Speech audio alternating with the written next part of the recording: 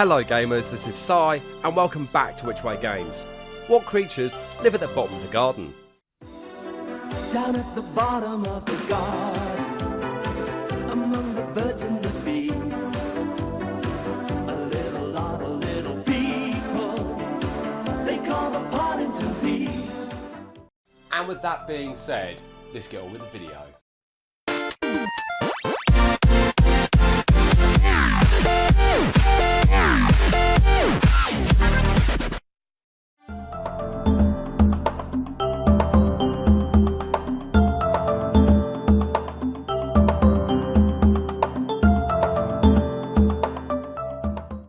When it comes to working together, a saying that is well known is many hands make light work.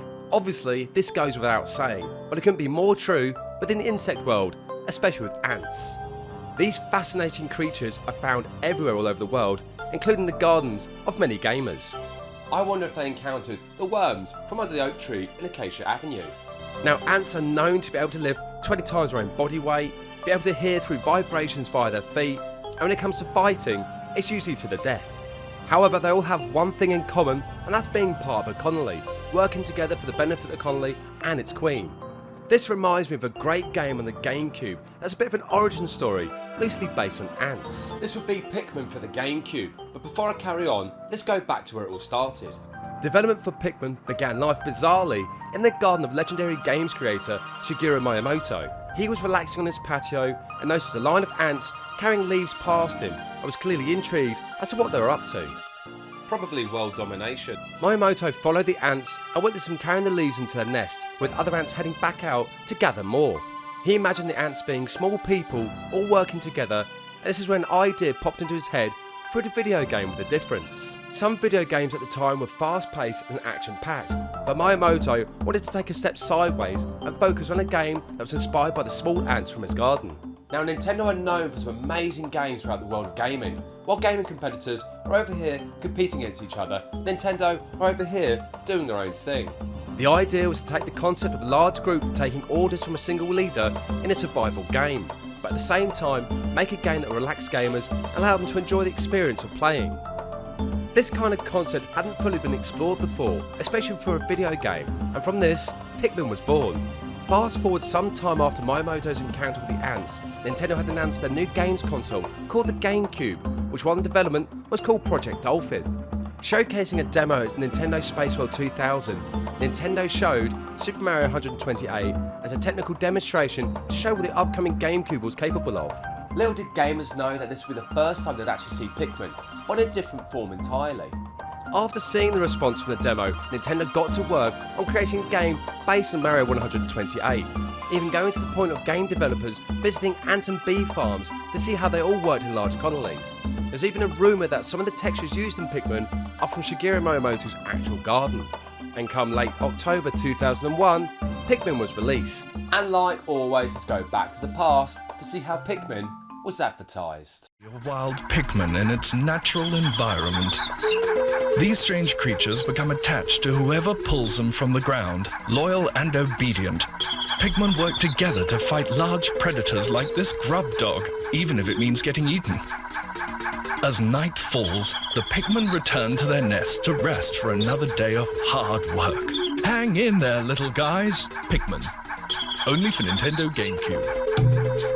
Rated E for everyone. The story of Pikmin begins with Captain Olimar, a small 1-inch tall alien from planet Hokate, on an intergalactic holiday through space on a spaceship known as the S.S Dolphin. With the holiday planned years in advance, the captain is finally glad to receive some peace and quiet, when suddenly the S.S Dolphin is struck by a comet. This collision causes the S.S Dolphin to be knocked out of his planned flight schedule, and with this, the gravity field of an uncharted planet brings the spaceship crashing down to the surface.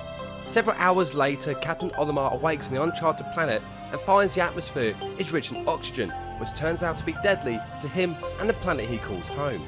Realising the severity of the crash has caused, the SS Dolphin has lost many of its intricate parts. Captain Olimar then concludes that his life support system will stop working in 30 days. Obviously, he'll need to gather these components in order to survive and leave the planet. With such an impossible task before him, Captain Olimar begins to worry when suddenly he notices a bizarre, onion-shaped flower growing out of the ground. As the captain touches it, the onion springs up and shoots a small seed out, which then lands on the ground in front of him. From the seed, a small plant sprouts and begins to sway back and forth as if beckoning Captain Olimar to come closer. Moving closer, Captain Olimar grabs the plant and decides to pull the plant out so he can study it later if he returns home. The plant turns out to be one of the many species of Pikmin found in the enchanted planet that Captain Olimar has crashed on. He also discovers that the Pikmin are nearly extinct due to being unable to survive in an environment without leadership and direction. Captain Olimar then decides to enlist the help of the Pikmin in finding the missing parts of the S.S Dolphin before 30 days are up and its life support system shuts down. Gameplay for Pikmin has gamers controlling Captain Olimar as he leads and directs the oddly bizarre creatures known as Pikmin. Pikmin is a three-dimensional real-time strategy game with elements of puzzle solving, which gamers will have to figure out how to get the missing spaceship parts back to Captain Olimar's base. At the crash site, Captain Olimar has his spaceship, the S.S Dolphin, and if gamers know the development history, this is the development name of the GameCube. And at the crash site, the Pikmin have their own base of operations as well. This base is referred to as an onion, and as gamers collect the different Pikmin throughout the game, more onions are made to house the different Pikmin. Throughout Pikmin, gamers will discover there are 3 types of Pikmin that can be used to overcome obstacles as well as enemies. The Pikmin that gamers will find are red, yellow, and blue. The red Pikmin are the strongest in the game, are resistant to fire. Yellow can carry bombs as well as being thrown long distances, and finally the blue Pikmin that have the ability of being able to swim as well as rescuing the other Pikmin that might fall in. But not all Pikmin are friendly. There are the mushroom Pikmin that are purple and are being controlled by the Puffstool that acts as a parasite, taking over control of the Pikmin and trying to put a stop to Captain Olimar. To gain more Pikmin as well as the different colours, gamers will explore the various locations for our Pikmin and collect the numbered discs found. The disc numbers will allow gamers know how many Pikmin will be needed to carry it back to the Onion base. Once at the base, the Pikmin will leave the numbered disc to be transported into the Onion, and with this, more Pikmin are made, which Captain Olimar will have to pull out the ground to utilise. The same can be done with the enemies found within the game.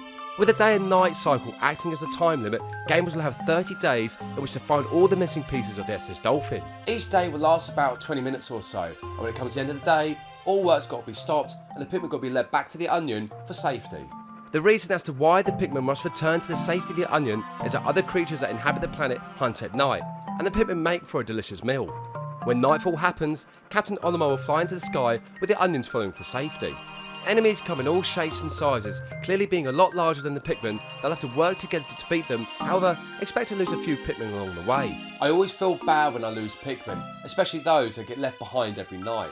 Coming back to the story, Captain Olimar has failed to collect enough pieces of the S.S Dolphin, and the 30 days are now up. He has no choice but to try and leave the planet before the life support system switches off entirely. As his S.S Dolphin flies up into the air, it loses altitude and crash lands on the planet, sadly killing Captain Olimar in the process. That is one possible ending, but the true ending goes something like this. Captain Olimar has been successful in his mission to rebuild the S.S Dolphin with the help of the Pikmin over the course of 30 days. With the spaceship fully operational, Captain Olimar bids farewell to the Pikmin and blasts off into space. Looking back at the planet from his spaceship, Captain Olimar is thankful to the Pikmin and wonders if he'll ever encounter them again in the future. He then sets the coordinates back to his home planet and the S.S Dolphin powers up and blasts off into the deep reaches of space. Captain Olimar will let everyone know of his adventure with the Pikmin upon his return, as well as explaining why he's missed so much work. Pikmin is one of those games that can be played when gamers want to have a bit of a break away from action-paced adventure games.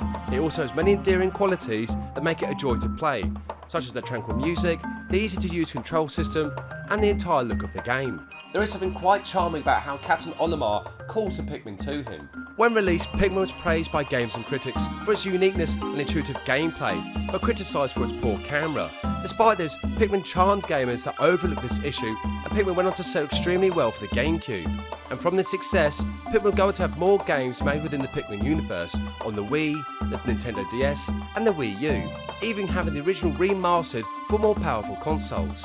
There is a possibility that Pikmin 4 will appear very soon for gamers to play, perhaps on the Nintendo Switch as a standalone game, or even as a games bundle that includes the previous installments all remastered. Either way, I enjoy playing Pikmin even if it's only for a short time. It's nice to have a change of pace sometimes when it comes to gaming. And as for Captain Olimar, he has made appearances in other Nintendo games, especially the Super Smash Bros. Series. Who would have thought a 1-inch tall alien could be so deadly? Anyway, come back next time when Winston the Wizard is summoned by the Arch-Chancellor to deal with a rampaging dragon. although Rince would prefer to stay in the pub and eat crisps. Thank you so much for watching, and see you next game.